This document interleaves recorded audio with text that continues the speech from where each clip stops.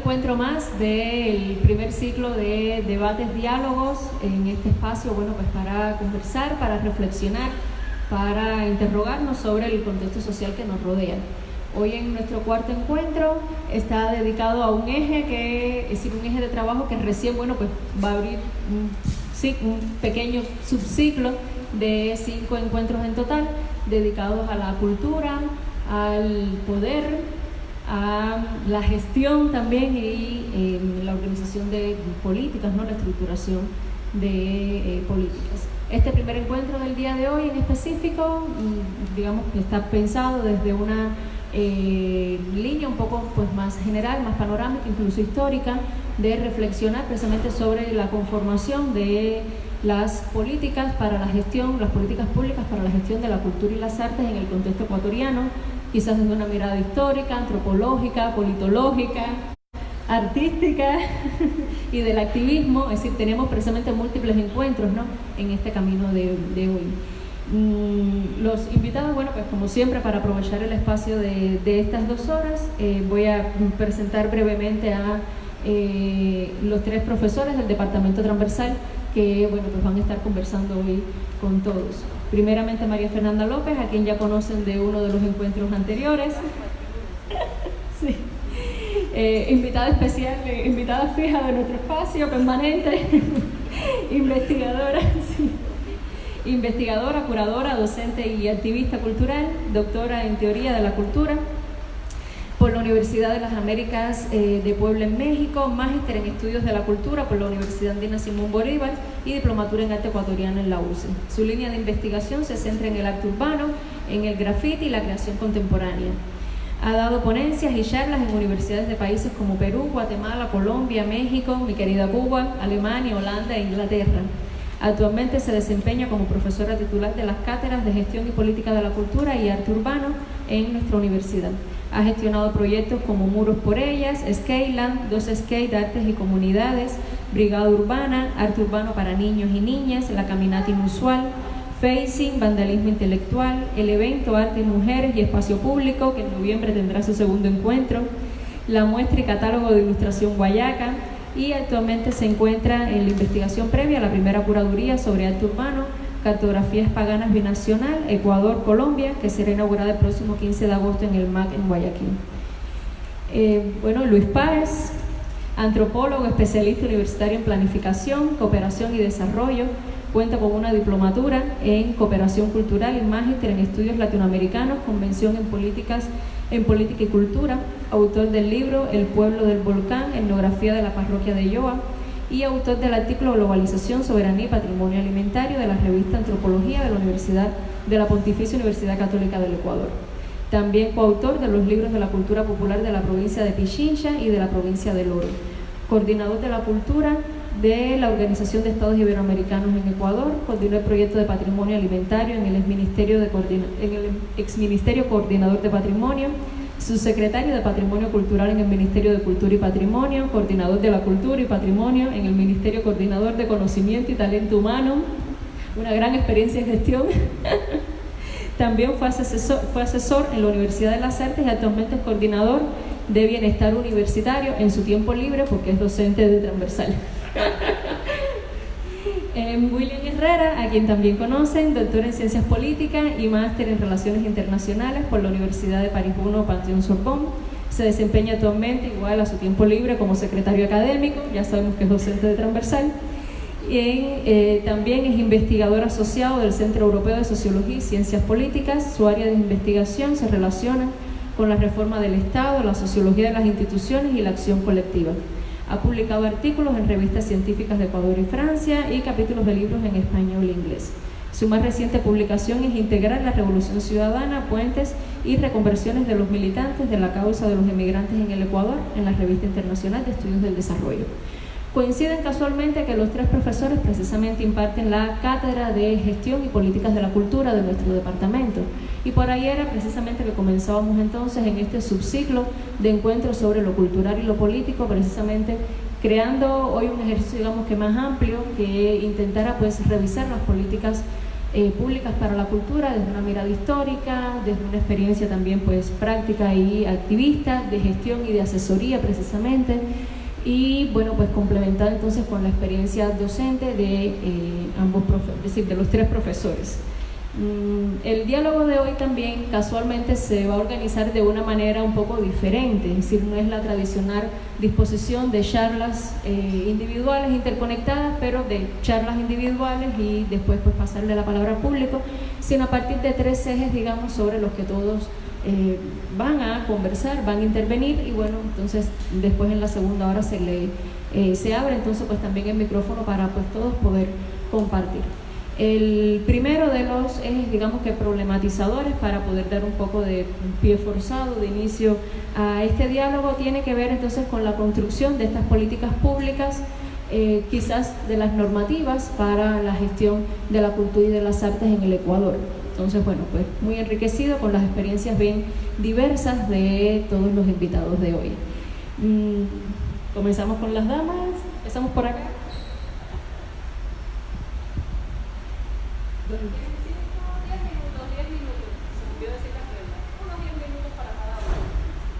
Bueno, buenas noches ya con todas y con todos. Qué gusto estar aquí en mi tiempo no libre como docente transversal.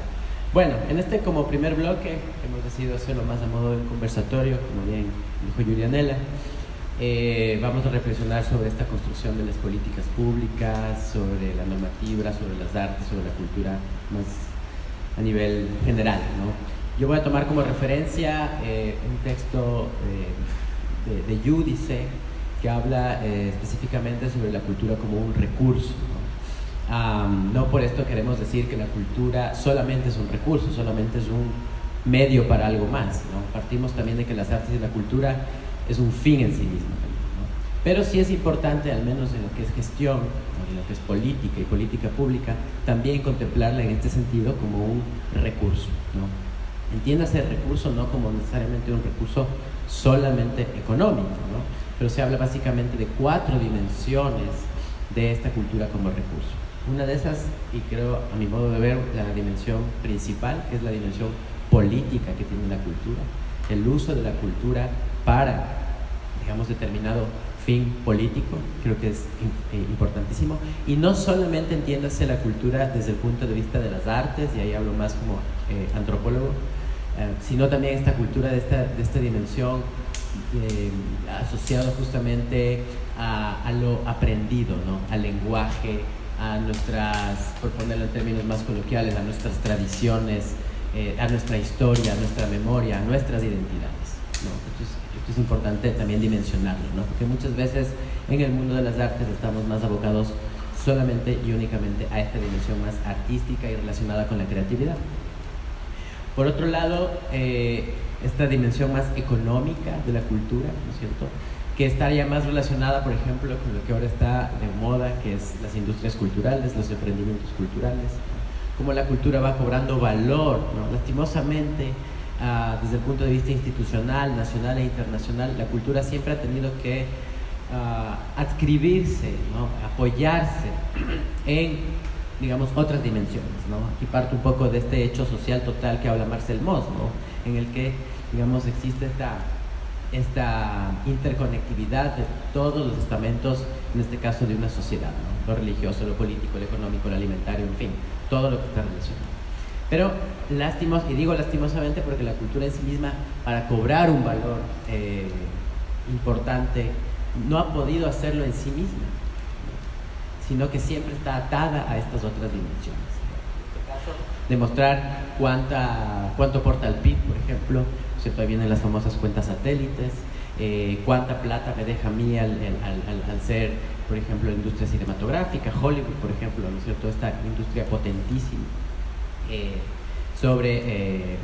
que cobra valor justamente a través o a raíz de cuántos ingresos le deja a un país. Lo social, ¿no es cierto? Esta dimensión social, por ejemplo, todas las políticas públicas realizadas en Brasil, en Río de Janeiro, en las favelas, por ejemplo, en Medellín, después de Pablo Escobar, el tema de las bibliotecas, en fin, aquí mismo, por ejemplo, en Quito, con experiencias como al Zurich mismo, es decir, cómo va cobrando esta dimensión más asociada al desarrollo, si se quiere, ¿no? A cómo la cultura puede permitir un desarrollo. Y otro tema muy importante que de alguna manera cruza las otras tres dimensiones es el tema simbólico, ¿no? Cómo a través de la cultura voy generando símbolos, sentidos que pueden ser mismo transmitidos, por ejemplo, a través de las nuevas tecnologías de la información, de todas las manifestaciones artísticas, más asociadas al tema de la comunicación de masa, de las tecnologías de masa, ¿no? Y bueno, voy a, en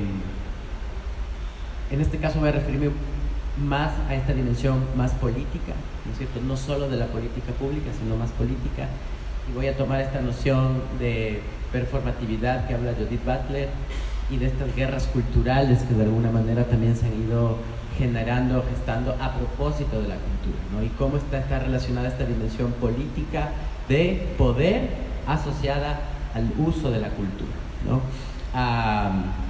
Y claro, cómo esta performatividad que habla Butler, sobre cómo a través de una repetición, cómo a través de esta performatividad tú vas reproduciendo y manteniendo el statu quo, ¿no? Y cómo esta performatividad es tanto a nivel, si se quiere, de prácticas no normativas, prácticas más, digamos, basadas en las creencias de la cotidianidad, como también, por ejemplo, obviamente asociado a una normativa.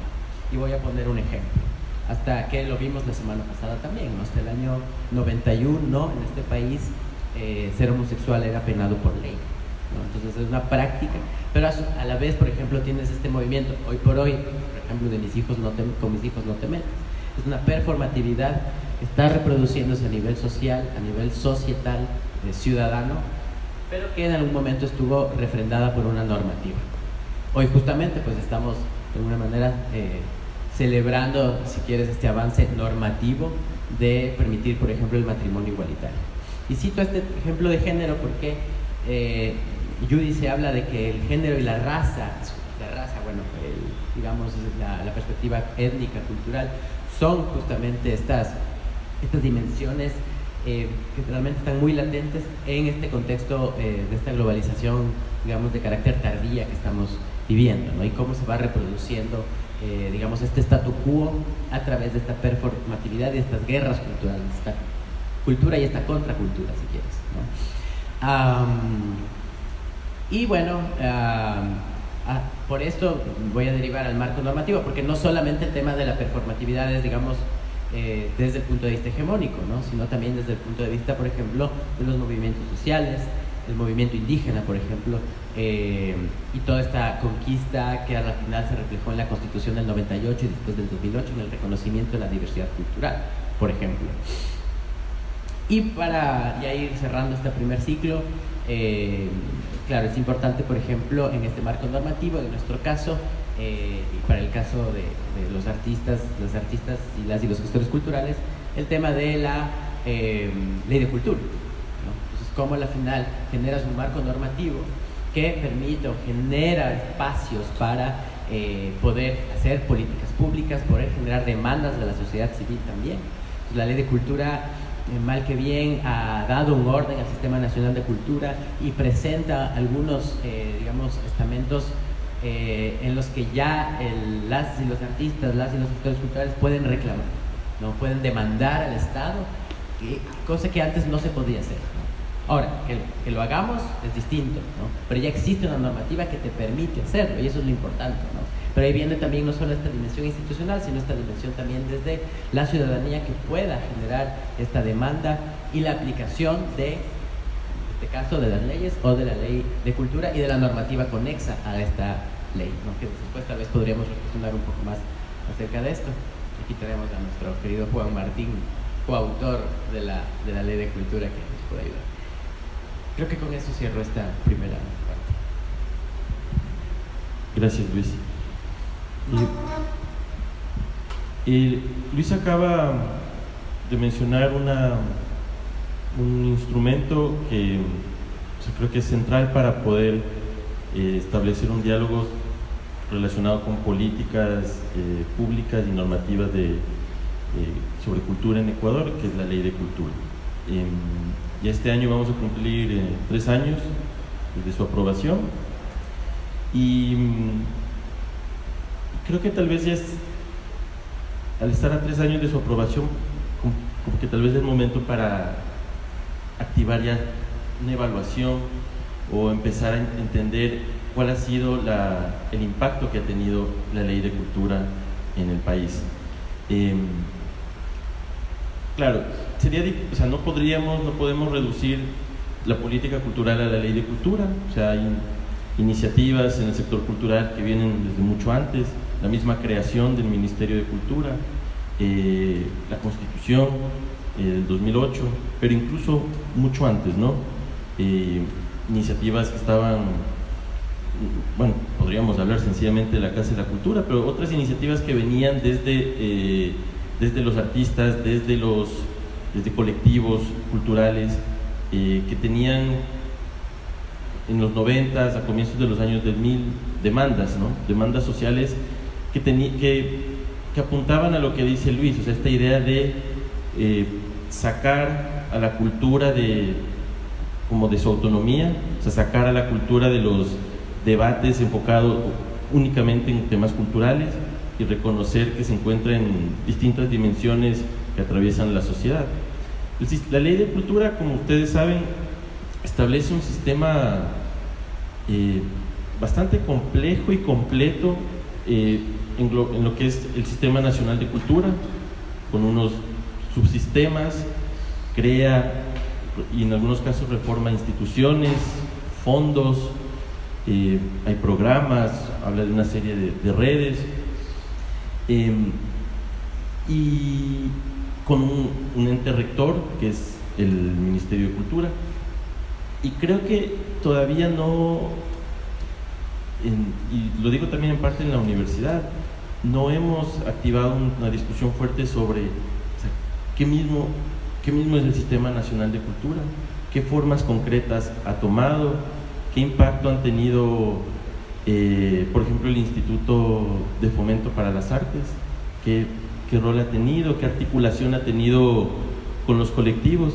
Hay una parte que creo que es muy importante de la ley, y es que, o sea, plantea el Sistema Nacional de Cultura como algo que va más allá del sector público, de las instituciones del Estado. O sea, también nos habla de colectivos, nos habla de gestores culturales, nos habla de asociaciones, creo que de ONGs también.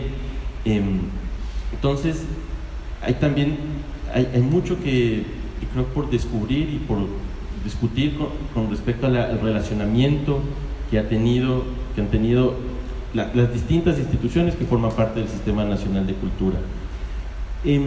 Voy a retomar un poquito lo que a veces hablamos en clase, a veces hablamos con los invitados. En algunos momentos hablamos como que no existieran políticas culturales en Ecuador, o que no tuvieran impacto, o que estuvieran limitadas a una cierta visión de la cultura. Pero, o sea, creo que la realidad sobre todo en los últimos años, es un poco más compleja. Hay por supuesto iniciativas que han fracasado, otras no. Y creo que dentro de esas iniciativas podríamos colocar hasta la misma Universidad de las Artes. Esto forma parte de un proyecto, esto forma parte de la política de cultura del país. O sea, este proyecto apunta a muchas políticas, digamos, política de educación superior, política de cultura, y tal vez este espacio es, el otro día lo conversábamos también, ¿no? Cuando estábamos un poco preparando esto, puede ser que este lugar sea la principal propuesta cultural que ha generado el Estado para la sociedad, y propuesta y ahí vemos la dificultad de este tema. Nada garantiza que, por ejemplo, la existencia de la Universidad de las Artes no sea cuestionada. ¿A qué voy, por ejemplo? De vez en cuando, en algunos sectores políticos, incluso algunos grupos aquí de Guayaquil, escuchamos cuestionamientos sobre la misma existencia de la universidad, sobre su pertinencia, si debe existir o no, si debería hablábamos hace poco de este tuit que tú mencionabas, ¿no? O sea, ese tuit es muy revelador sobre la forma de ciertos grupos que tienen para entender lo que pasa en la universidad, y en el fondo es atacar su misma existencia, o sea, atacar su legitimidad como una parte del sistema educativo, pero también del Sistema Nacional de Cultura, ¿ya? Bueno, el tuit del que mencionábamos, no lo recuerdo muy bien, pero es de alguien que indicaba que en la Universidad de las Artes solo se están formando feministas y marxistas, y que un padre de familia que envíe a sus hijos aquí es un tipo que estaría incluso como arriesgando el futuro de sus hijos, ¿ya? Esas son, creo que... A ver... Dice, los padres que permiten que sus hijos se inscriban en la Universidad de las Artes hasta los 21 años están bajo su responsabilidad. Deberían estar más conscientes a lo que sus hijos estarán expuestos. Es un centro de adoctrinamiento del extremismo feminista financiado por los contribuyentes. Cierro comillas. Bueno, no entremos en la dimensión reaccionaria y conservadora del tuit, pero en el fondo es un cuestionamiento fuerte sobre la existencia y la pertinencia de esta universidad. A veces por ejemplo, a veces uno escucha propuestas de que la UARTES debería ser una facultad de artes de la Universidad de Guayaquil, ¿ya? Ese tipo de propuestas ponen en duda la legitimidad de esta universidad, y lo que personalmente a mí me demuestra es que todavía la existencia de esta universidad no está garantizada. Y hay muchos esfuerzos de parte de todos que son necesarios para asegurar su legitimidad. Y eso puede tomar muchas formas. O sea, una es en el campo artístico, ¿sí? O sea, las producciones que estamos generando, el impacto que están teniendo. Otras son la presencia o la presencia que puede tener la UARTES en el espacio público como tal, a través de iniciativas como esta, ¿ya? Y finalmente creo que algo que va a ser muy importante para la universidad es cuando también, y lo menciono porque veo muchos colegas que son aquí de la universidad, cuando culminemos el proceso de acreditación, ¿ya? Cuando la universidad esté acreditada, eso va a ser un gran dispositivo de legitimación de este proyecto. Entonces, yo creo que, y lo menciono también por los proyectos de investigación que tenemos en la universidad. O sea, sé que hay, por ejemplo, esta iniciativa del Observatorio sobre Industrias Culturales, pero creo que debemos tal vez activar otras investigaciones, otros diálogos, para tratar de entender un poco mejor cuál ha sido el impacto real de la Ley de Cultura, cómo está funcionando ese Sistema Nacional de Cultura, cómo han funcionado, cuáles son sus articulaciones entre los distintos actores, y creo que nunca está de más, y no tiene nada de malo también siempre estar un poco cuestionando el rol del Ministerio de Cultura, ¿no? O sea, ni siquiera hablemos de la relación que tenemos nosotros con ellos, pero al ser el ente rector creo que hay que,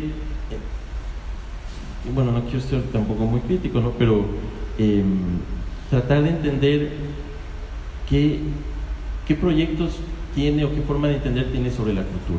Y ahí me conecto mucho con lo que dice Luis, y me hace pensar también de hecho creo que es un texto que la MAFU y yo utilizamos en clase de Víctor Vich, Desculturalizar la cultura, que habla, ¿no?, de esta idea de la cultura como agente de transformación social, y que es como a la vez un texto también hasta medio militante, ¿no?, que plantea una forma muchísimo más compleja de entender la cultura, y es decir, que esté atravesada por todas estas dimensiones políticas, sociales, y es buscar cultura o procesos culturales en las distintas dimensiones que atraviesan la sociedad.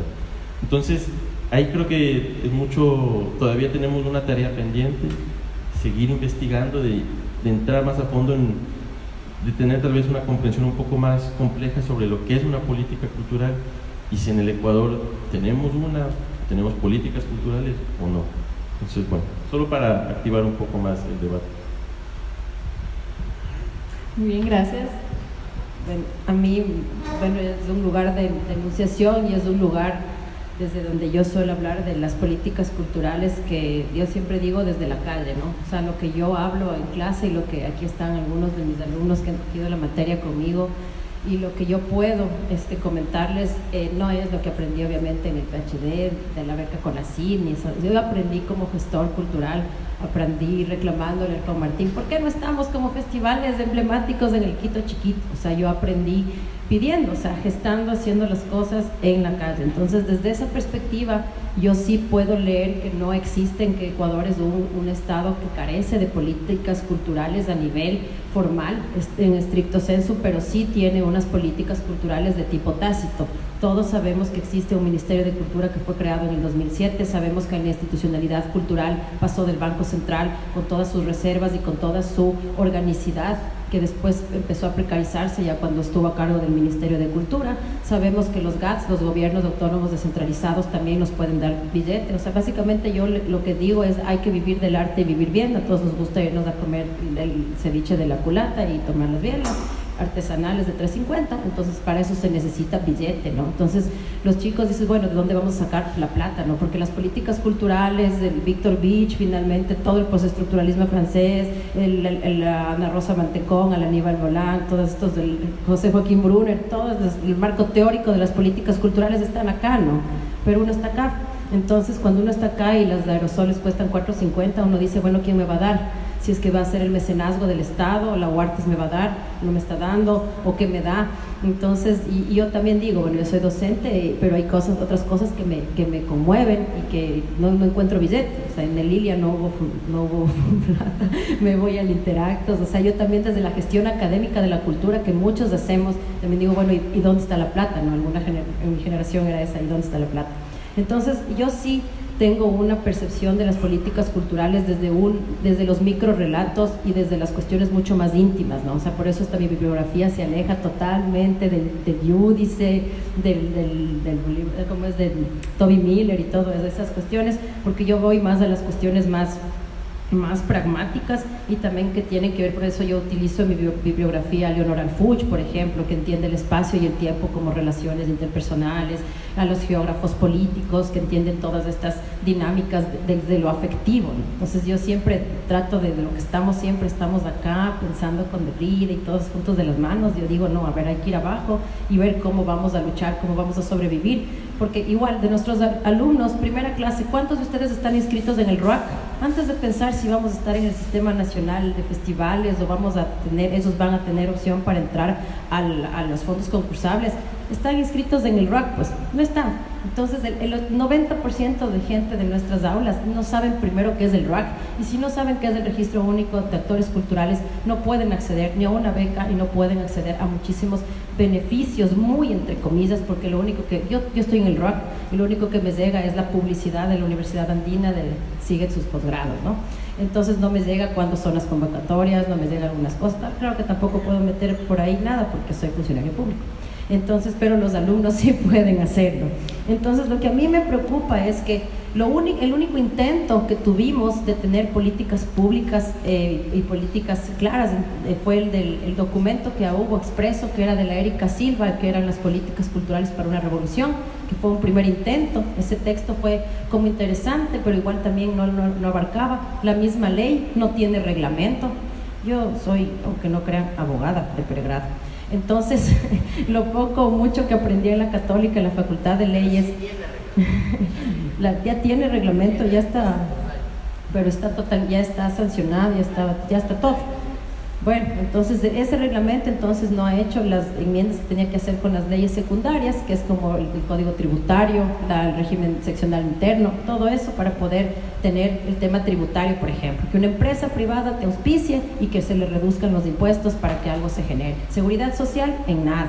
O sea, no tenemos igual el tema del mecenazgo, sabemos que hay el Sistema Nacional de Festivales, el tema de los fondos concursables, no sabemos básicamente cuáles son los criterios. Por eso yo a mis alumnos, segundo deber de clase, busquen cuáles son los proyectos ganadores del 2017, 18 y 19, para ver más o menos en qué invierte el Estado ecuatoriano, cuáles son sus políticas de financiamiento con fondos públicos para generar procesos culturales y en base a eso veamos qué hacemos. ¿Le gusta el Estado patrimonio? Chévere, vamos a darle patrimonio. Seamos súper interculturales también. La infancia es otro de los grandes temas, le importan. Ahora el género que está de moda, chévere, vamos a hacer lo que el Estado quiera, porque si no sabemos qué espera el Estado, que son estas como las fisuras o estos intersticios, si se quiere, que existe entre el poder y entre los actos de ejecución hegemónica, como diría Chantal Mouffe, esa es de la bibliografía que yo más prefiero, una bibliografía más militante. Entonces, si no vemos qué es lo que el Estado en términos de cultura no ha hecho, a ver, no ha trabajado con los grafiteros, yo tengo proyectos, la gente no ha trabajado para los guaguas, entonces es ir viendo qué el Estado no ha hecho, porque aquí tenemos una política pública en términos de ausencia y de carencia. Lo que sí hay son ausencias y carencias, ¿no? No se ha trabajado en cuestiones de archivo, no se ha trabajado en cuestiones de memoria, no se ha trabajado en temas, hablando desde la cultura urbana, nada de eso, o sea, ni siquiera, ahora es la primera muestra que hay en un museo nacional desde que existe el MAC. O sea, en el CAC nunca va a pasar, pero ahora en el MAC. Entonces eso es una cuestión histórica, o sea, es otras narrativas, otros espacios que tienen que ser como habitados.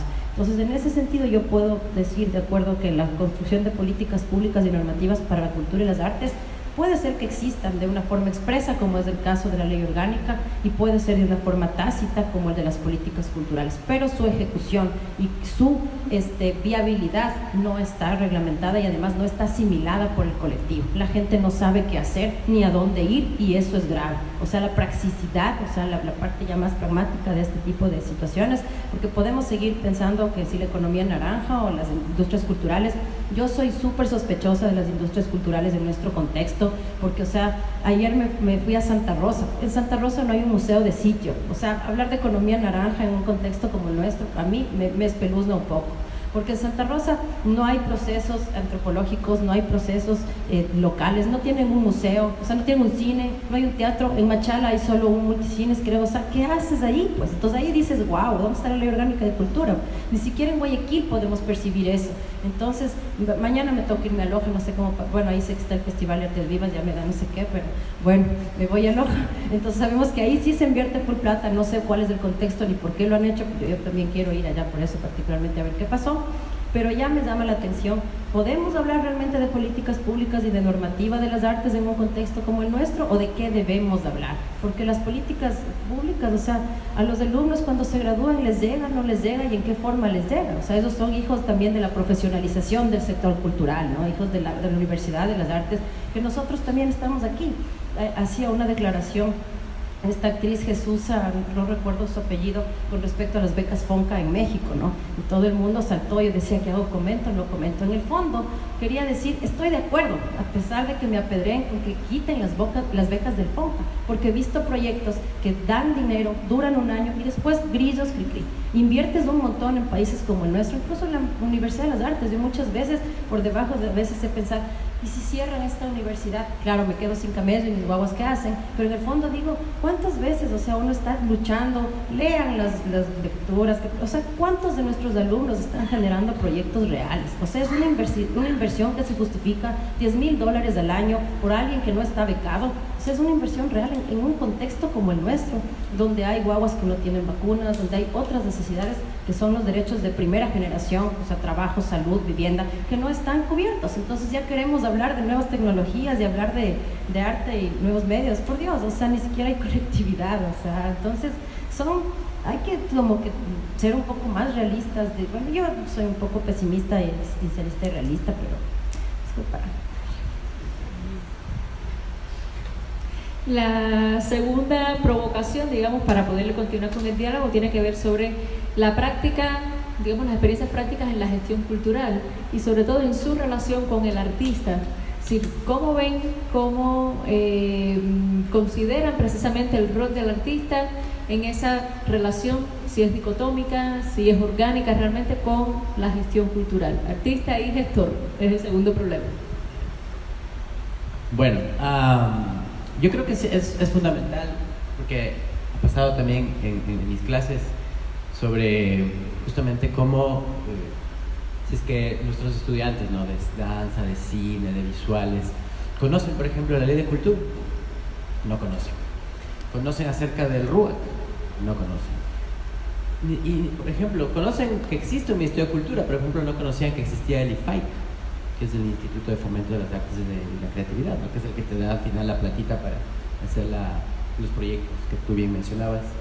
El ICA a duras penas, ¿no? Lo conocen. Entonces, claro, yo sí creo que en los procesos formativos de un artista también es importante que se conozca cuál es la normativa, la institucionalidad que mal que bien le va a regir, ¿no? Que probablemente mal que bien va a ir a trabajar allí, ¿no? Aquí mismo ocurre con muchos docentes que, claro, vienen tal vez motivados justamente por este proyecto universitario al que se refirió William y Lamafo, pero se topan con una realidad que efectivamente es la burocracia, la institucionalidad pública, las compras públicas, el portal de compras públicas, y que es real. Somos parte del sistema público, ¿no? No te digo que es el ideal, ¿no? Ojo, hablo de que es lo real. Y si nuestros estudiantes no tienen las herramientas para afrontar eso, para formular un proyecto al IFAIC, por ejemplo, que no quiere decir que es la única alternativa para hacer artes, ¿no? Pero sí, si hay una política pública adecuada, debería serlo. Si no tiene las herramientas para formular un proyecto del ICA, ¿no? Si no conoce qué puede demandar en la ley, cuáles son los beneficios que podría demandar en la ley, ¿no? La misma Mariana Andrade fue la que primera aplicó, de las poquitas creo, en traerse exonerada de aranceles ciertos equipos para el 8,5, por ejemplo, para el cine 8,5 en Quito. Aplicó la ley, ¿no? Aplicó la ley, y a buena hora, digamos, ¿no? Porque justamente se buscaron en la ley este tipo de cosas.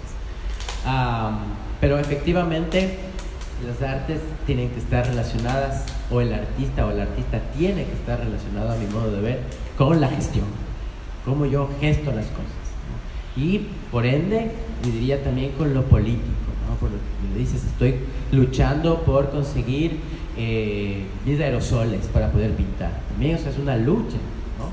Entonces la gestión está relacionada con la política, y por ende no creo que tiene que estar desasociada de las artes, ¿no? Todo lo contrario, hay que tener estas herramientas, y no solo desde la institucionalidad, ¿no? Que sí, desde la UNESCO, desde la OEI, desde el Ministerio, sino también desde la calle, desde lo que se conoce tal vez como el tercer sector, desde el movimiento social, que pueda ir generando estos cambios, esta transformación social, ¿no? Si es que las y los artistas creen que solamente haciendo arte, ¿no?, van o pueden salir adelante ya en el mundo real cuando salgan de las aulas universitarias, estamos totalmente equivocados.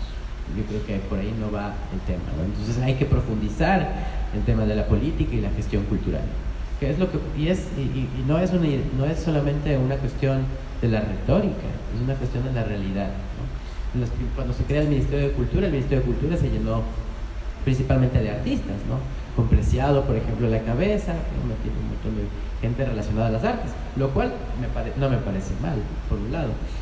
Pero claro, al final, ¿qué capacidades de la administración y la gestión pública, por un lado, y de la gestión y la política cultural, por otro, tuvo o tiene la gente que está relacionada con las artes, ¿no? Tú puedes ser un gran cineasta, puedes ser un gran poeta, lo que quieras, pero ¿sabes lidiar con el sector público? Vuelvo y repito, lo que sucede en esta propia universidad con las y los docentes, ¿no? Que hay chutas, todo un problema que me toca relacionarme, yo ya no quiero, yo quiero ir a pintar o quiero ir a hacer cine, y está bien, es legítimo, es totalmente legítimo, ¿no? Pero eso no exime de que puedas tener, por un lado, otras herramientas, al menos básicas de conocimiento, ¿cierto? Y por otro lado, que existe también esa posibilidad, ¿no? Por ejemplo, tenemos una de nuestros estudiantes de artes visuales, está trabajando aquí en la biblioteca, ¿no? Una graduada está trabajando en la biblioteca. Tal vez en su formación recibió algo sobre bibliotecología, ¿no? Pues esto es la realidad, ¿no? Y afortunadamente está trabajando en algo relacionado con las artes y la cultura en esta universidad, ¿no? O sea, yo parto también de ese pragmatismo, ¿no? Otros están haciendo una maestría en Francia, está bien, desde el punto de vista académico, otros no están haciendo nada, ¿no? Entonces, nosotros creo que sí tenemos, como política pública, como política educativa, dar esas herramientas también. No quiere decir que es lo único y que solamente tienes que hacer eso, no se me entienda mal. No quiero decir que alguien no va a poder hacer, qué sé yo, danza porque está condenado a trabajar en la burocracia y por ende tiene que ser un burócrata. No estoy diciendo aquello. Estoy diciendo que también tiene que tener al menos ciertas nociones y que es una realidad que posiblemente trabaje también o que acuda a, no necesariamente sea contratado en una entidad pública, pero que acuda a estas instancias nacionales e internacionales, porque la UNESCO también da fondos, es decir, generar herramientas, ¿no? Y creo que es mucho, por ejemplo, muy importante el manejo de los proyectos. Mal que bien tenemos una institucionalidad que tiene ciertos mecanismos a nivel nacional e internacional, ¿no es cierto? Ahorita estamos con los fondos de la diversidad cultural, creo, de la UNESCO, ¿no? Las y los artistas, ¿saben cómo aplicar esos fondos? No. ¿Que eso debe ser su único fin? No. Pero hay que tener esas herramientas de la gestión, ¿no? De justamente del país. Ahí yo discrepo un poco con la MAFO, con lo que dice debemos saber qué es lo que quiere el Estado para darle a lo que quiere el Estado. O sea, yo creo que eso es una estrategia, pero no es la única, ¿no? Se contradice un poco con esta visión de la transformación cultural de la que hablamos desde el inicio. O sea, al final, es decir, porque probablemente el Estado tampoco sabe qué es lo que quiere y simplemente es una cuestión súper aleatoria en la que estás dando porque, por X motivo. Entonces, basarse en esa supuesta demanda de lo que el Estado quiere no necesariamente creo que tenga que ser la única cuestión. Pero, efectivamente, hay que saber leer eso, hay que saber por dónde puedo aplicar, por estas fisuras que también se mencionaba, ¿no? Pero también, por otro lado, generar esta demanda, ¿no? Decir, bueno, el Estado pide esto, ¿será lo que necesariamente las y los artistas necesitamos? ¿No? Porque el Estado puede ir por un lado, ¿no? O quienes manejan el Estado, porque al final el Estado tampoco es algo etéreo, ¿no? El Estado está controlado por ciertos grupos, ¿no? Ciertos grupos que en este caso quieren algo para las artes. Ok, chévere, ¿qué es lo que quieren ellos o ellas para las artes? Pero, ¿esto representa la colectividad? ¿No? O a veces es lo que ha sucedido, ¿no? Las artes también no es algo uniforme, no es algo homogéneo, ¿no? Entonces, que a veces está un músico en la cabeza, a veces, entonces todo es hacia la música. Está un cineasta en la cabeza, todo es hacia el cine. Y no, obviamente no va por ese lado, ¿no? Y ahí es justamente cómo garantizas la política pública en ese sentido. Y cómo nosotros, como artistas o como gestores culturales, podemos demandar de esa gestión. En el reglamento, por ejemplo, está creado un Consejo Ciudadano de Cultura que inclusive puede incidir en la política pública del ministerio, ¿no? Que no se ha activado evidentemente, pero está, ¿no? Tú puedes tener y que dice que tienes que y que puedes, o sea que el ministerio tiene que escuchar y tiene que de alguna manera también recoger esta demanda de este Consejo Ciudadano de Cultura. O sea, hay ciertas herramientas que están allí, ¿no? Que nosotros también tenemos que saber conocer y aprovechar para eso. Pero decía igual William, ¿qué estamos haciendo como universidad, ¿no? Para justamente criticar, proponer, porque no estamos aislados, ¿no? Sí, esto es fruto de un proyecto de la política pública. A mi criterio, el único proyecto medianamente decente en los últimos años, ¿no? Bueno, no medianamente, bastante decente, pero obviamente con sus bemoles, estamos construyendo esto, ¿no? Pero falta por hacer. No somos un lunar tampoco en Guayaquil, no somos un lunar en el país. ¿Cómo nos estamos relacionando con el Teatro de Loja, con la Fábrica Imbabura, con los colectivos culturales? Eso es parte también de una política tal vez más interna, pero como ente rector también se podría generar estos espacios, ¿no? Esta red de espacios culturales que la misma ley menciona, ¿no? O sea, la ley puede ser no perfecta, pero creo que da este sistema, esta visión sistémica, al menos supera la ley del 82, ¿no? Entonces, pero es la implementación de la ley, ¿no? Y si ya después, bueno, hay que ajustar, hay que hacer lo que sea, pero a la final también mucho depende de la colectividad, ¿no? Y cómo nos apropiamos de estas herramientas que más que bien están allí. Y es importantísimo la gestión para hacer esto. Es como a veces, no sé, ¿no? esta cuestión muy idílica, pero en otro contexto completamente distinto, pero a veces perverso también, que ocurre, por ejemplo, en poblaciones como Esmeraldas y el Valle del Chota, donde la promesa es que todos y todas van a ser estos grandes futbolistas, estos grandes deportistas. Y en las artes, o sea, en esta visión, ¿no? Lo conversábamos el otro día en la reunión y Agustín decía, bueno, olvidémonos de que solamente vamos a sacar genios, ¿no? Y con esta visión de que, wow, el artista, sino que también hay otros campos, ¿no? Puede que sí saquemos genios, está bien, ¿no? Pero existen otros campos que debemos abarcar y eso no lo hace menos importante ni menos trascendente.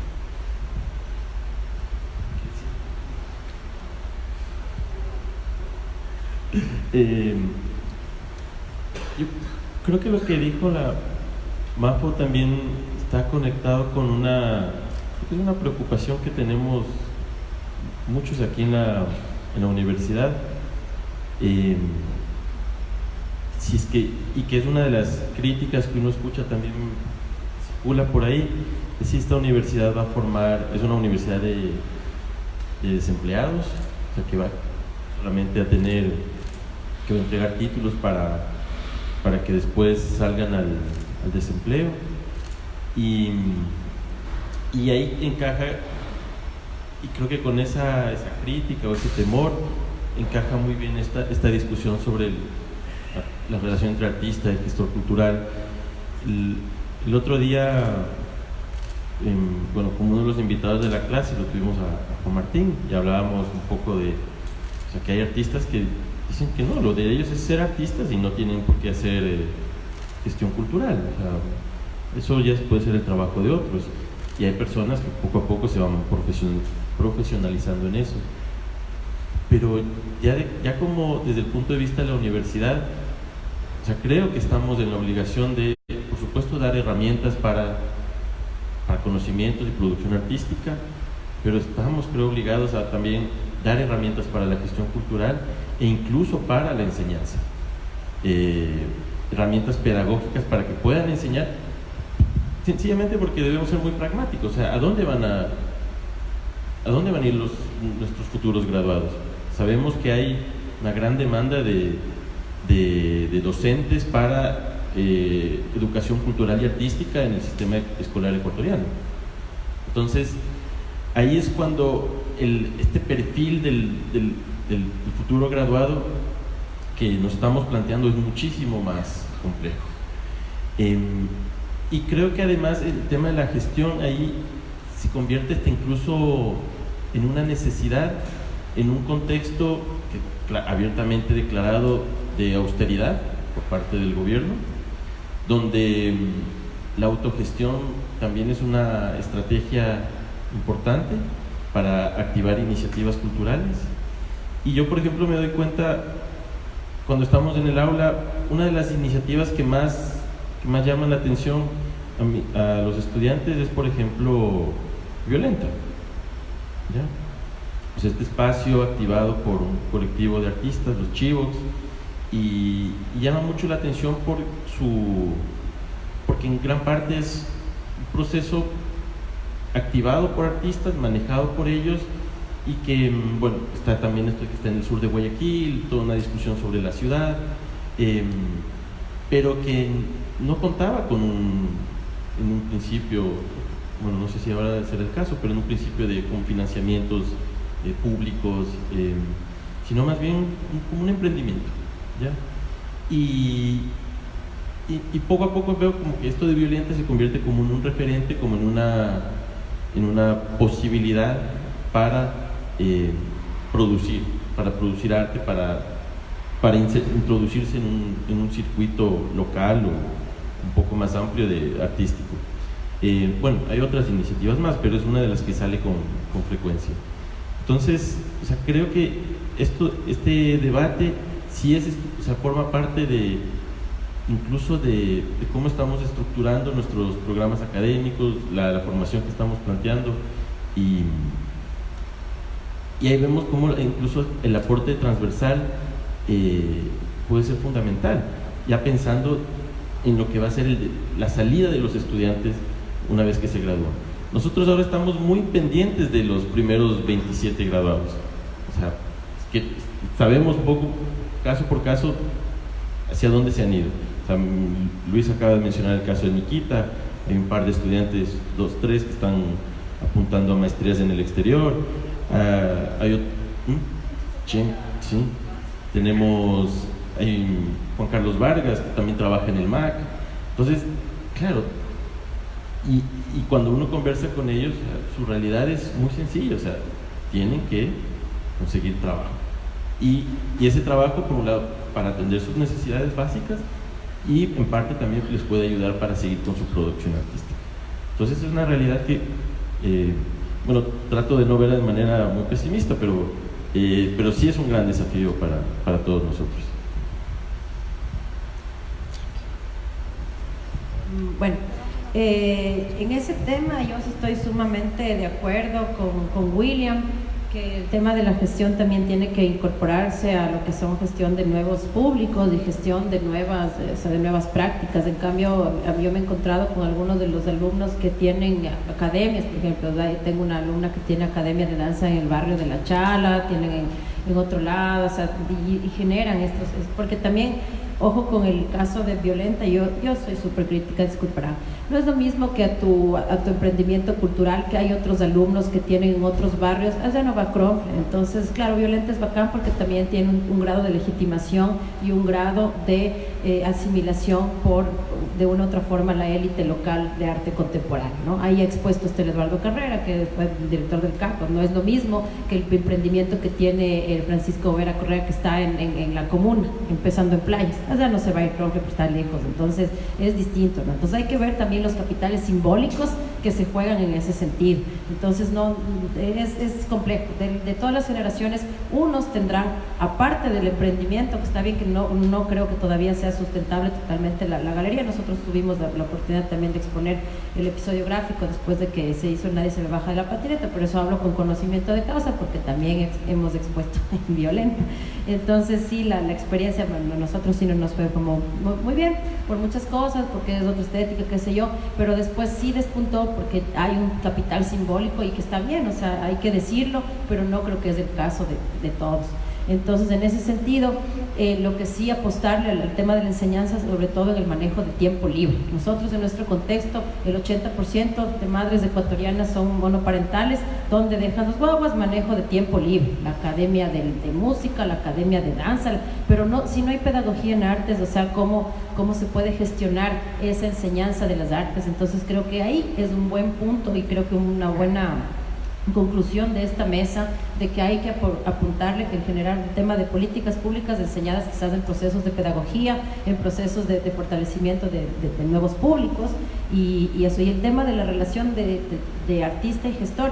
Yo también recuerdo cuando Luis trabajaba en la OEI, nosotros íbamos a pedir plata para el Quito Chiquito con la América, entonces yo he trabajado de todos los lados, entonces claro, o sea, hay que pensar que sí, que el Estado hay que ver en qué está invirtiendo, pero también hay que ver en qué está invirtiendo la empresa privada y las ONGs y todos. O sea, realmente yo a los alumnos, mi forma de decirles, bueno, es que hay que apuntar a todo, hay que pedirle al Estado, hay que pedirle a la Pepsi, hay que pedirle, o sea, yo me senté con Nebot nomás, o sea, ya eso es extremo, o sea, pero hay que hablar con quien sea, o sea, el rato de ver cómo, o sea, hay que buscar, siempre digo, estrategia y metodología, por favor, o sea, hay que, claro, tú también, si me quedo con mi discurso recalcitrante de que no, es que el municipio neoliberal, pero si no se sienta uno a dialogar con un municipio neoliberal, no sabe si es que va a cambiar sus políticas públicas de manejo de espacio público, no las cambió, next, hay que ir por otra opción, por ahí ya me vuelvo a poner mi bolsa de papel en la cara y busco otra opción.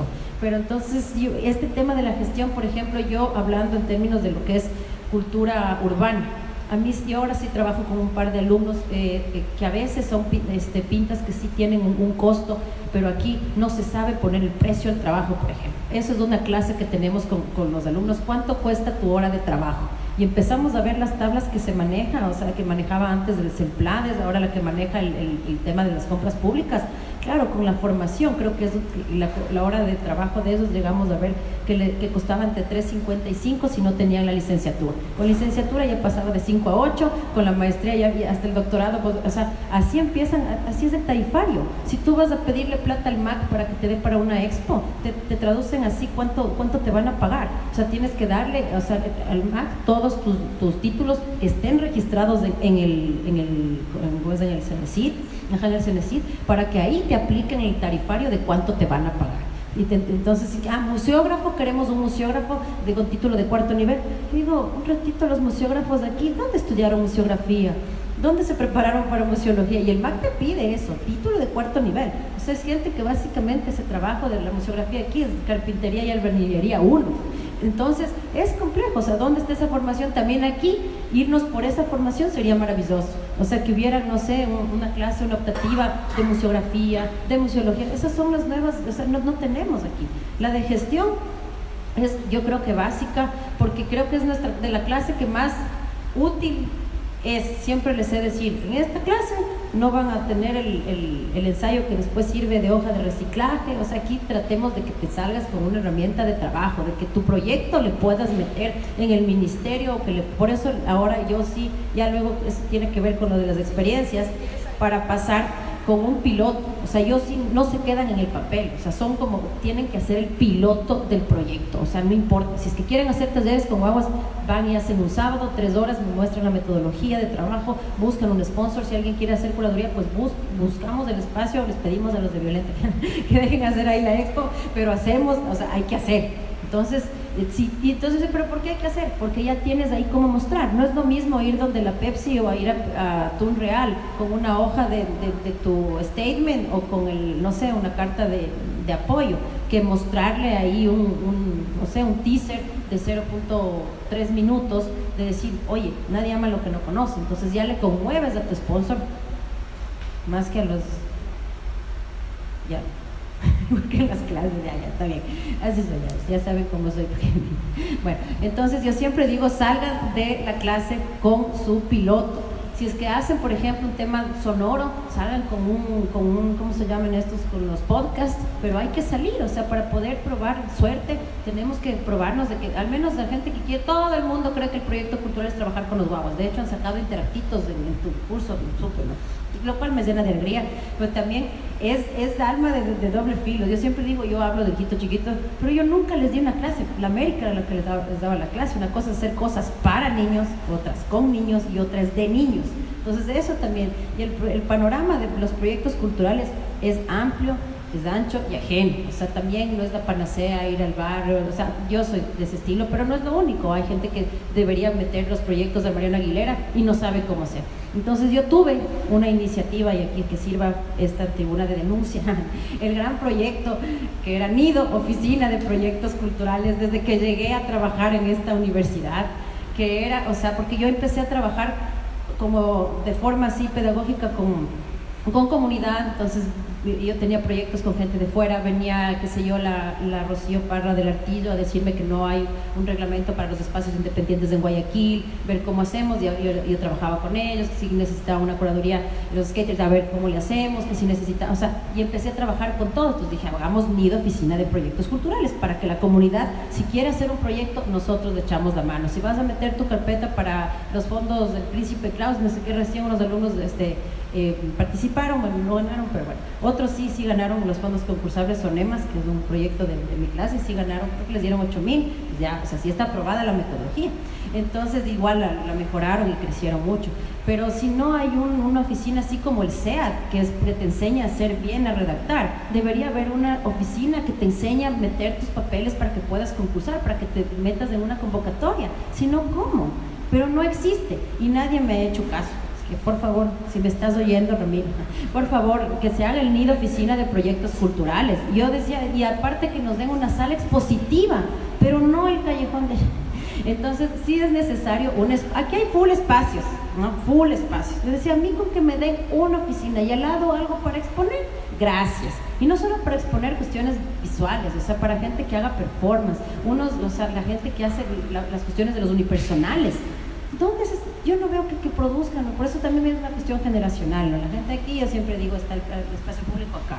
Mientras más likes, pero no se ve la producción de los alumnos, ¿no? A veces sí digo, ¿dónde? ¿Y dónde está la producción? Entonces, de pronto, ¿no? Si podemos sacar de aquí algunas cuestiones como conclusiones de esta mesa, hay que quizás preparar más a los alumnos en pedagogías para el arte, para enseñar a lo que es primera enseñanza y segunda enseñanza, que es lo que casi no tenemos, museografía, museología, edición de textos, o sea, cosas más pragmáticas, ¿no? A veces igual en la clase de arte urbano les digo, me hacen fiero la clase. Si les contrataran para hacer un muro, ya ganan algo de billete, ya de uno. No están ahí, o sea, no les van a comprar la botella conceptual, eso no tiene costo, pero sí una decoración, alguna cosa mucho más, esa ya real. Y otra cosa que también es necesario, el tema del marketing cultural. Odio así desde mi lugar, pero sí necesitamos en la clase de gestión, propiedad intelectual y marketing cultural. O sea, que la gente sepa cómo hacer un sistema de crowdfunding, que la gente sepa dónde registras tu proyecto. A mí me han ido plagiando, o sea, panas así, se me han llevado a otro país y han cambiado de nombre. Bueno, no voy a entrar en esos recuerdos tétricos. Pero bueno, es necesario hacer el tema de lo que es propiedad intelectual. Estoy poniendo esto para que podamos, no sé, ojalá desde la cátedra, igual sería súper chévere para la unidad transversal tener una unidad, tenemos el CED, pongamos el nido oficina de proyectos culturales. Me niego a pensar que esa idea puede quedarse en el olvido. Sobre la misma línea entonces de las experiencias pedagógicas a partir de la materia de gestión y política que ya Mafo empezó, 5 minutos nada más para cada uno. Bueno, básicamente yo voy a hablar de dos. Muy bien. En breve, ¿no? En breve para ya pasar más bien al diálogo.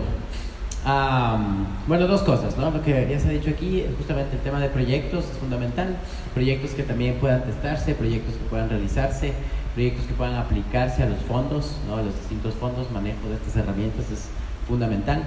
Sí hay que rever este tema de ver si, o repensar, ¿no? Ver si los docentes también pueden o no aplicar a los fondos como funcionarios públicos, porque al final, por ejemplo, si hablamos de temas de otro tipo de investigaciones, otro tipo de proyectos como el SPOL o este tipo de cosas, el Código Ingenios, que es la otra ley que de alguna manera regenta el tema de y que es conexa o que deberíamos también nosotros conocer, que es súper complicado en realidad, pero por ejemplo sí permite aplicar a fondos de investigación, ¿no? En este caso a fondos de gestión o de creación a través del Ministerio de Cultura, ¿por qué no? O sea, habría que pensarlo, pero en todo caso las herramientas son estas, ¿no? Proyectos que a veces puede ser muy técnico, muy engorroso, muy de la gestión, muy de la minucia, pero es importante que se pueda conocer. Y proyectos que se puedan testar, porque muchas veces ocurre no solo en el mundo de la cultura, sino en el mundo de la proyectitis en general, ¿no? Nos llenamos de proyectos, nos llenamos de consultorías que al final lo aplicas, ¿no? Tienen 1 año de duración, 2 años de duración. Bueno, ¿ahí qué pasó? ¿No? Lo que le pasó al mismo Ministerio de Cultura, ¿no? Entonces generaron, cuando hubo una bonanza económica, un montón de proyectos, ¿no? Un montón de proyectos. Y bueno, ¿qué pasó? ¿No? Estas evaluaciones también, ¿qué pasaron con los proyectos? ¿No? Nuestros proyectos de vínculo con la comunidad, ¿qué cambios generaron? ¿Qué cambios están generando? ¿Qué lecciones aprendemos de los proyectos? Esto es importante que se quede también en la retina de nuestros estudiantes, ¿no?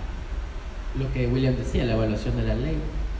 O sea, lo que voy es también generar estos procesos de lo que se conoce, ¿no?, como evaluación ex ante, ex post, o sea, cómo vamos dando seguimiento a la implementación de los proyectos, que no se queda en esta cuestión de la proyectitis, ¿no?, que ocurre muchísimo. O sea, hay que cuestionar también esta lógica, ¿no? Ok, yo te entrego $8,000 a través del IFAI, pero ¿para qué? Hiciste tu libro, ya, chévere, ¿y qué más? Bueno, bacán, muy bien. ¿Cómo hiciste producción cultural? ¿Cómo hiciste circulación cultural? ¿Cómo hiciste consumo cultural? ¿Hacia dónde estás yendo? Entonces, el mundo de los proyectos está articulado, o debería estar articulado, justamente al tema de la política, ¿no? El tema de la política pública. Y cómo al final, lo que tú decías, cómo en estos pilotos tú puedes probar, ¿no?, que el estudiante tenga estas herramientas de prueba, ¿no? ¿Qué pasó? A veces también sí me he preguntado, me he cuestionado si es que es pertinente o no. Tiendo a pensar que sí, ¿no? Pero la reflexión surge. Si es que es responsable de nuestra parte ya mandarles a hacer algún proyecto específico, ¿no? Porque a veces no tienes las herramientas del caso y al final estás trabajando un proyecto en concreto en una población. Tú mismo, ¿te acuerdas? Tú me invitaste a un curso tuyo donde hubo una crítica que me parecía elocuente de cuando un estudiante fue a trabajar creo que en el Cerro Las Cabras, y que, claro, tú dijiste, bueno, ¿qué has hecho, no? O sea, ¿qué hiciste ahí? Y no solo desde el punto de vista pedagógico, sino también cuando trabajas con gente, es muy delicado y a veces nos olvidamos de eso, ¿no? Obviamente el proyecto artístico no necesariamente solamente va a trabajar con gente, con una población determinada, como vos decías, ¿no? En un barrio, en un pueblo, hay que irnos sacando también de eso, ¿no? Pero usualmente sí, los proyectos relacionados más con la comunidad, sí hay que tener esa delicadeza del trabajo con la gente, porque a veces podemos también empeorar una situación, ¿no? Entonces hay que ponerle una atención a eso. Y finalmente, sí quiero hacer alusión a como práctica pedagógica de política y de gestión cultural, esta propia universidad, ¿no? Y simbólica también, ¿no? O sea, fíjense ustedes, estamos trabajando ahorita con alrededor de 1.700 estudiantes que, mal que bien, ¿qué van a salir a hacer, ¿no?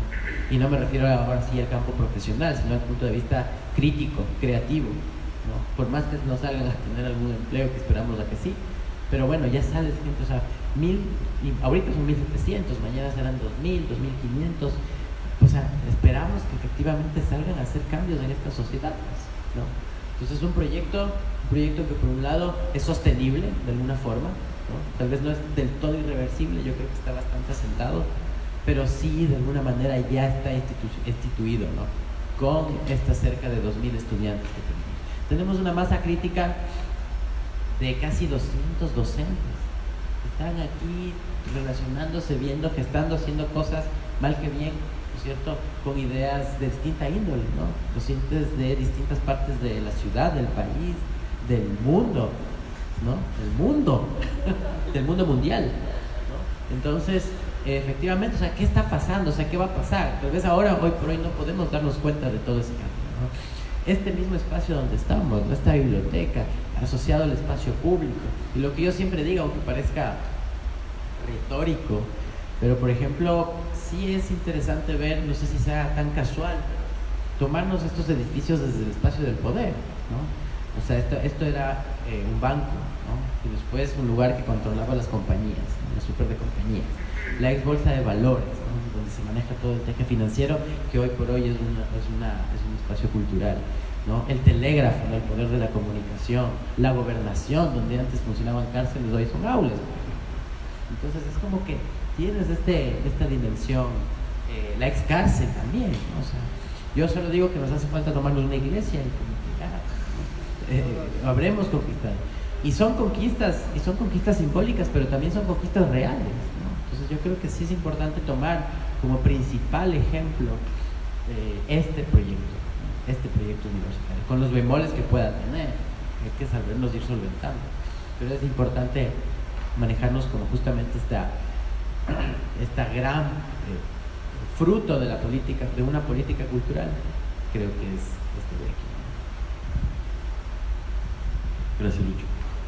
Bueno, para quienes tal vez no están muy familiarizados, estamos hablando desde una asignatura en concreto que se llama Gestión y Política de la Cultura, que es una asignatura de 5º nivel y que toman todos los estudiantes de las 7 licenciaturas de la Universidad de las Artes.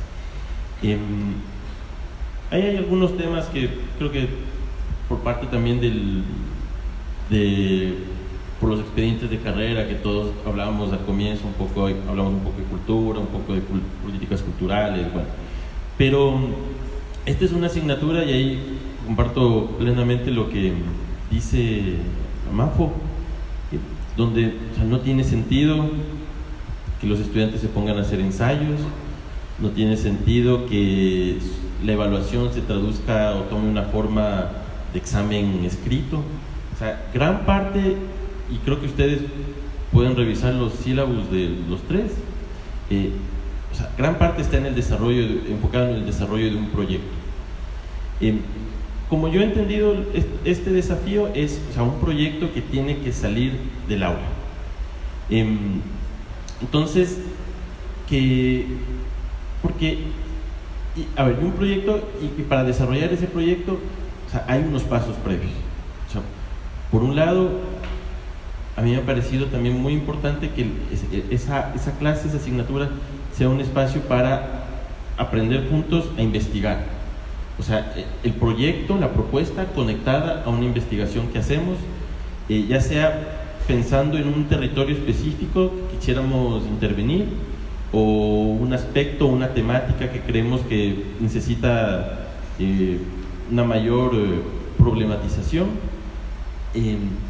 y también que tiene un componente en verdad muy práctico, o sea, saber escribir unos formatos, saber escribir en función de un público. O sea, cuando digo público hablo de unos evaluadores del proyecto, los que te pueden financiar, y ese ha sido como uno de los principales componentes de esta asignatura, ¿ya? O sea, armar el proyecto, darle su estructura, tener unos recursos, unos fundamentos a partir de algo que se ha investigado. Y de ahí, para mí, o sea, ya la puesta en marcha del proyecto, en algunos casos, arranca desde el semestre, ¿ya? Pero, o sea, voy a hablar un poquito de esto de interactitos que mencionó la Mafu. O sea, sobre todo que tenga vida después de la clase, ¿ya? Y ahí es cuando vemos que, o sea, los estudiantes ideas tienen, y por montones, o sea, por montones. A veces yo sí creo que es muy importante que el proyecto salga del aula, a pesar de que puede fracasar o qué sé yo, pero creo que es importante porque siempre y cuando cuente también con nuestro apoyo como docentes. O sea, no es un salto al vacío, sino que estamos guiando, estamos acompañando. El caso, por ejemplo, de Interactitos es una idea que salió de un grupo de estudiantes que veían que hay que atender el tema de la formación artística o de la formación de públicos y y generar contenidos artísticos para niños. Después eso, entonces, ¿qué es para niños? Después quedó como que era como mejor con niños.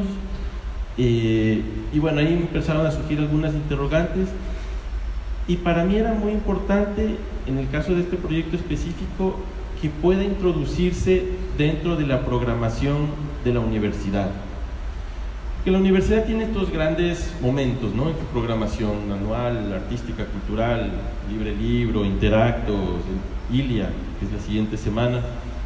Y lo que queríamos era proponer como un espacio, una iniciativa que esté realmente liderada por los estudiantes.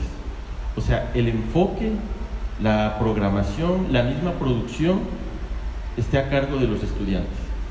Y Interactitos ha sido muy interesante porque, por lo menos a mí, como estaba pendiente del proyecto ya una vez fuera del aula, me ha tocado ver cómo han tenido que lidiar con las distintas áreas de la universidad, con incluso resistencias de algunas áreas de la universidad, pero no en un mal sentido, sino como que también es todo un aprendizaje saber también cómo trabajar con los estudiantes, y porque a veces los estudiantes quieren ir a 1000 por hora y están dispuestos a sacar las cosas ya, pero hay unos tiempos de la universidad, hay unos procesos, y se convierte a veces un poco hasta pesado, ¿no? Pero también para mí era importante que, por ejemplo, de la universidad haya un presupuesto para financiar este tipo de actividades. Y puede ser y yo creo que lo que tú planteas, o sea, es necesario y es fundamental para que esta universidad funcione, este tipo de oficina. Y que, o sea, así como lo dice la MAFU, así como literatura tiene el SEA, nosotros podríamos tener a Nido, ¿ya?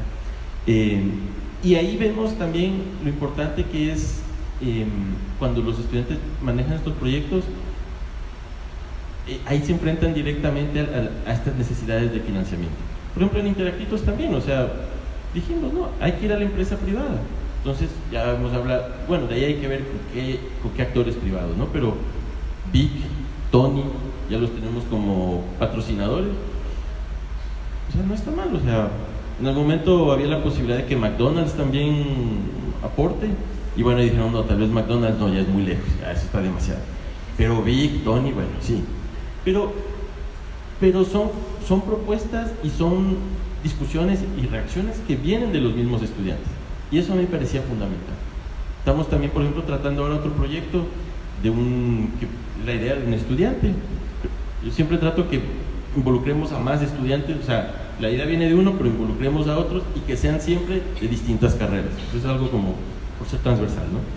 Que quiere activar una sala de experimentación sonora en el sur de Guayaquil. Ya, súper bien. Pero ¿y cómo la vamos a financiar? Tenemos que ir con empresas privadas. O sea, por ahí es por ahora lo que hemos visto, que podemos conseguir unos financiamientos ya inmediatos para este mismo año. Entonces, para quienes no conocen esta clase, creo que es un espacio en verdad que aporta mucho a la formación de los estudiantes, que los pone cara a experiencias concretas, reales, de cómo puede ser incluso su vida después de la universidad, una vez que tengan el título. Como les digo, o sea, ahí tienen que lidiar con problemas logísticos, de financiamiento, de trabajo en equipo, de trabajo con el sector público, el sector privado, y finalmente creo que ahí les estamos dando una gran herramienta para después. ¿Listo? Bueno, muchísimas gracias a los tres por sus opiniones, por sus criterios, que espero motiven el diálogo y motiven la conversación en la noche de hoy.